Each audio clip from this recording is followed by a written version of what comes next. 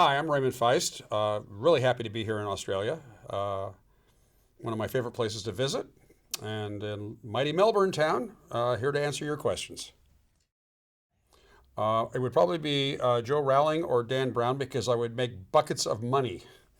As far as quality, there's just way too many good authors who I'd love to work with to name.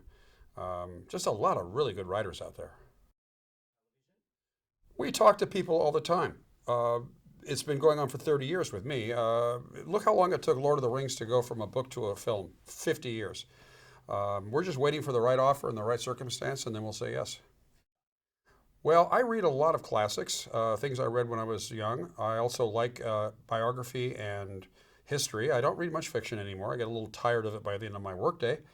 My most recent favorite history book is Will in the World by William Greenblatt, which is how Shakespeare became Shakespeare. Characters serve the narration. They serve a dramatic function. They're there to propel the story and take the reader where I want the reader to go. So it would be like saying, gee, do you want to protect the left rear wheel on your car? It's, at this point in my career, it's neither. It's just get some stuff done.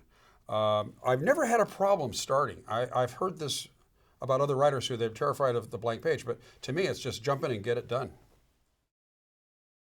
No, not really. They all do what I want them to do in terms of the story structure. They all provide the kind of dynamic I need. So I like to think that if I do it right, I've done everything I want to do with that character, but the reader wants more. I don't have a clue. It's what's old again is new again, to quote Peter Allen's old song. It's heroic fantasy's been around a long time in various iterations and it's morphed.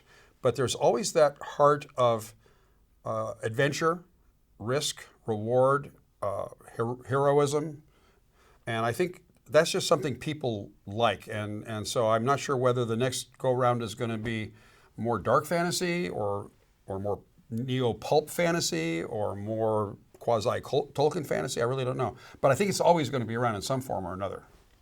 Oh, that's like saying, which bottle of wine did you like best over the last 30 years? If I had to pick one book that I think honestly was almost a perfect expression of what the author wanted to do, it would probably be Harper Lee's To Kill a Mockingbird, because it absolutely distills down her childhood experience in a way that makes it universal. Thank you for your questions and your enthusiasm. Magician's Inn, my latest book, is available at Bookworld.